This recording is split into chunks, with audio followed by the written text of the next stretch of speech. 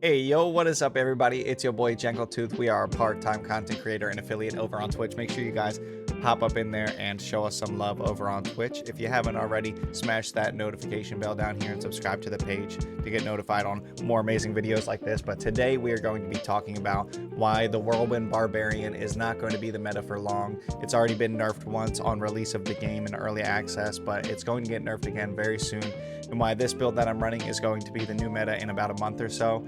So we're going to be talking about a bleed and rend type build today, and why I am soloing Strongholds and how you need to start using this build to be the meta barbarian that you want to be. Let's get right into it. So first things first, we're going to be talking about today is going to be the actual abilities and skill tree that we're going to be using for this build. We want to start off with Lunging Strike. So with the Lunging Strike, it's going to be your main basic skill. It's going to be helping you close the distance with enemies. It also heals you for a maximum 2% of life with the build that we're using. But the main thing is we like the bleed on it. So the Battle Lunging Strike is what you're going to want to go for because it gives you bleed over time. And our build focuses heavily on bleeding vulnerable enemies for increased critical hit damage. The first passive you're going to want is Pressure Point. If you're a lower level character, I would not focus on the passives before you want to get all of your main abilities first. Once you max all your main abilities, you can start focusing on the passives. But Pressure Point is going to be the passive you use to be able to make enemies vulnerable, so you can do increased critical strike damage to vulnerable enemies. The second ability you're going to use for your core skill is going to be Rend. And you want to do Furious Rend because it's going to generate Fury points for you better. This will also extend the duration of vulnerable to enemies with Rend. If you do the Enhanced Rend and then into the Furious Rend. Yeah, so the Rend obviously just provides a lot of bleeding damage, and will also help with dealing damage to vulnerable enemies. So that's what we're going to use for our second core skill here. If we go down the line, the next skill we're going to use is going to be Rallying Cry. Rallying Cry will increase movement speed and resource regeneration, so it'll do the cooldowns for your abilities faster. I'll show you guys kind of how we use these in battle later on, but for the most part, you want to go all the way to Strategic Rally. This is going to give you base life and fortify your character so that you can kind of just stand still and eat damage a little bit more. Also gives you with the Enhanced Unstoppable while active, so that does help when just standing still and eating damage. Your second defensive skill is going to be Challenging Shout, but we're going to go all the way to Tactical Shout. Challenging Shout with this one. So this is going to taunt nearby enemies, but since all the enemies in the area are going to be taunted and drawn towards you, they're actually going to give you damage reduction. So what does it give you? It gives you 52% damage reduction for what I have. So I have 7 out of 5. Some of my armor actually gives me a boost to that, but you definitely want to have 5 out of 5 for that one. You also gain bonus maximum life, and you gain 3 fury each time you take damage. So it's going to be important to get that to Tactical Challenging Shout when you have the points to be able to do so. Then we're going to do War Cry. War Cry is going to increase your damage to you and your nearby allies for a short duration. We're going to do Enhanced War Cry, which grants you Berserking for 4 seconds. And War Cry also gives you base life as Fortify, which is good because some of our other perks will actually make you fortified. You know, grants you more base life as Fortify. So when you get Fortified, you get a lot of base life. You can kind of hold your ground pretty hard with that. Booming Voice is going to be really important when you're using buffs like War Cry, Challenging Shout, and Rallying Cry. We're using so many shouts and buffs for this character build that you're going to want to use Booming Voice. It increases your shout skill duration. So that mine does 24% because it's all the way to level 3. Then we actually don't use an ultimate ability for this class. We go with Death Blow. Death Blow is going to deal massive amounts of damage. So this whole build generates around vulnerable, critical strike, bleeding damage, as well as just regular increased damage with the Death Blow. So the Death Blow is a really good one. Gains fury for you and stuff like that. The other passives we're using is Pit Fighter. Once I get enough skill, once I get another point, I'm going to dump a point into No Mercy as well, because No Mercy will increase the critical strike to slowed, immobilized, or stunned enemies. And because we are using this hamstring passive, it's going to slow enemies down. So we actually want to dump more points into this once we start getting some of the region points.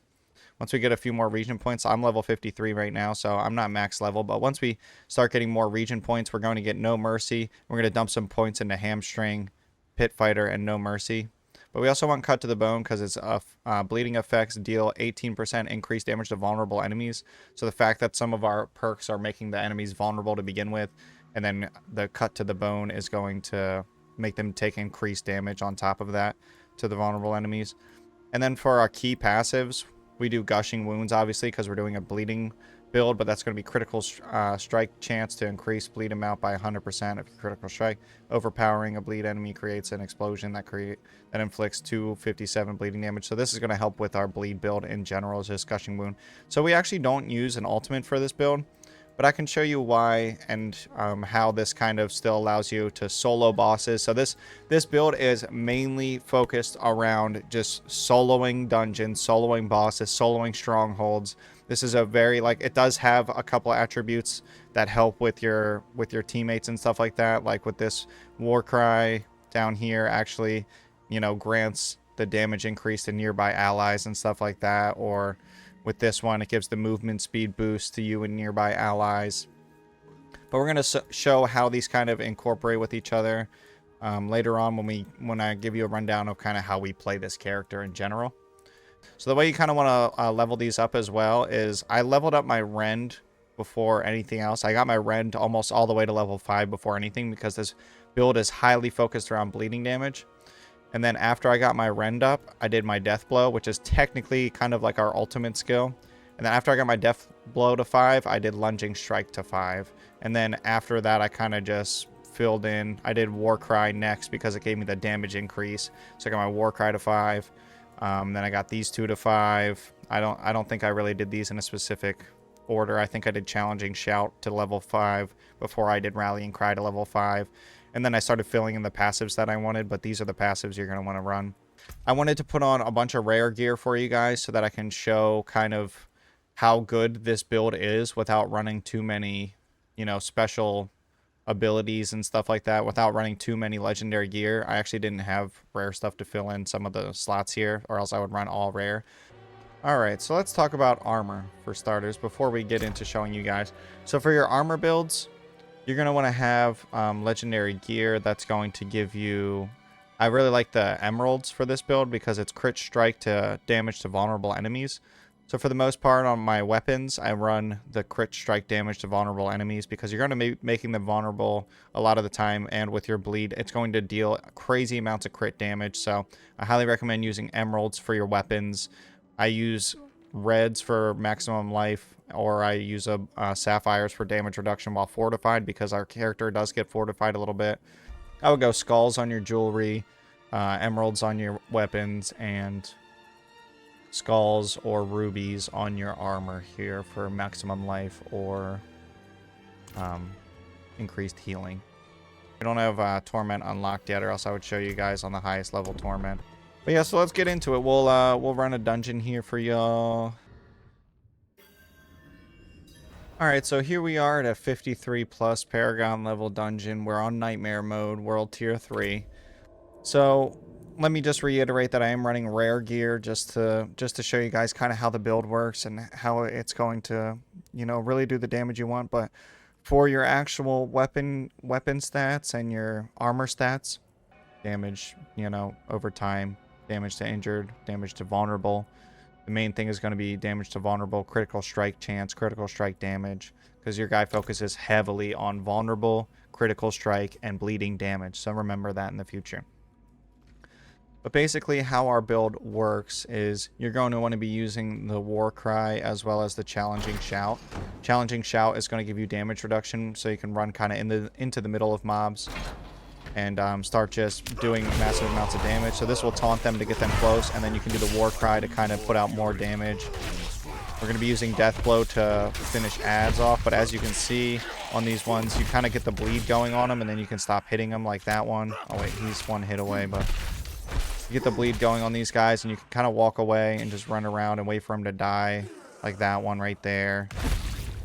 You'll only need to be putting out enough damage so that they bleed out and die, and you can kind of get a run around to avoid damage.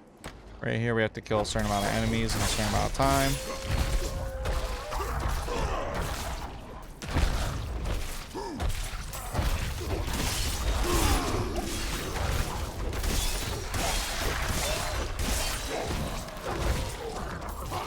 with the rare gear, we can just tank through some of these enemies like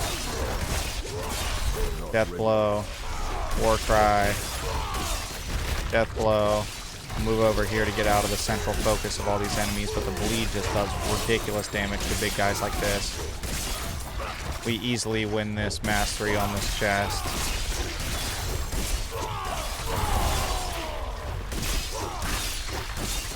Death Blow. Not ready yet. I need more fury. Even with rare gear, you see how easy we can just sit in the middle of an entire group, and with the fortified and the damage reduction that we do with our taunt, it's just easy pickings. Got the mastery on the chest, solo. Look at that, legendary gloves. See? That's a really good example of how you can kind of just tank the damage with the damage reduction and everything like that that this class gives you. So I'm not ready yet.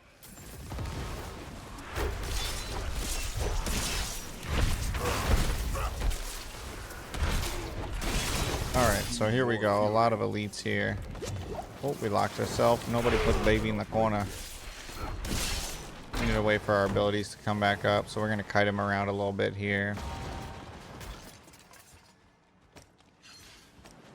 Do a little kite. Our abilities are back up. Start doing the monster mash. That guy's going to bleed out. We move on to the next one. Death Blow. Get some hits in. This skeleton is actually really low, so we're going to focus on him a little bit.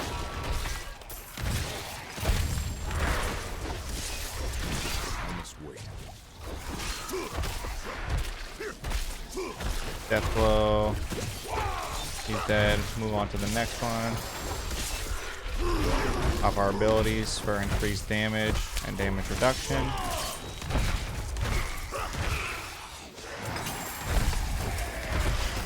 Another elite popped up. We're gonna do a little run around, maybe do a little kite here. Get through the shield. Kill some of the ranged ads like the wraiths. Go for the range elite. Increase damage as well as fury gain. Get out of your stupid little frickin' shieldy shield, mother lifter. And then he's dead. Just wait for him to bleed out now. Oh, he's not dead. He's one hit away from being dead.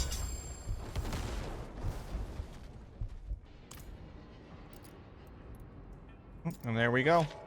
We completed the dungeon.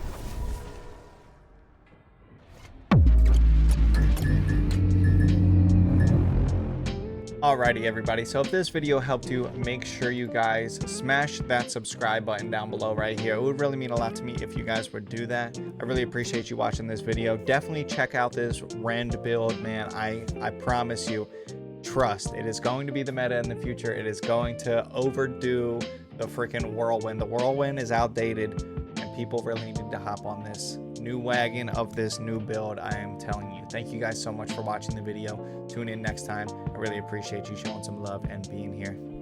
Peace. Keep it cheesy, baby. Love you. Bye.